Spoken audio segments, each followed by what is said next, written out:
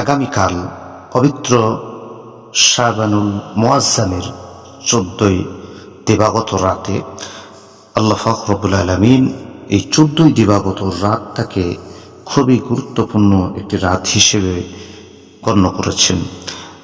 হাদিস শরীফের মধ্যে এসেছে তুবা লিমাই ইয়ামালু ফি লাইলাতিন নিসফি মিন শাবানা খায়রুন। যারা এই শাবান মাসে 15 তারিখের রাতে ইবাদত করবে তাদের জন্য সৌভাগ্য ও আনন্দ। অন্য একটি হাদিসের মধ্যে এসেছে মান সামা খামিসা আশরা মিন শাবানা লাম তামাসসাহুন নারু আবাদা। যে ব্যক্তি শাবান মাসে 15 তারিখের রোজা রাখবে আল্লাহ পাক রব্বুল আলামিন তাকে জাহান্নামের আগুন কখনো স্পর্শ করতে দেবে না। এখানেই শেষ নয়,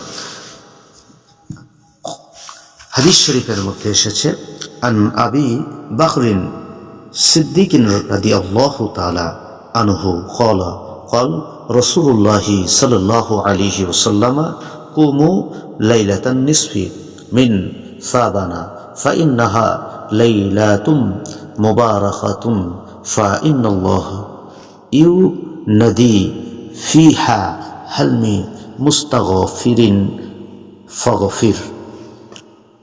হযরত আবু বকর রাদিয়াল্লাহু তাআলা আনহু হতে বর্ণিত, হযরত রাসূল পাক সাল্লাল্লাহু আলাইহি ওয়াসাল্লাম বলেছেন, তোমরা শাবান মাসে 15 তারিখের রাতে জাগরিত থেকে ইবাদতে মগ্ন হও, যেহেতু ওই রাতটি বরকতময় ও ফজিলতপূর্ণ।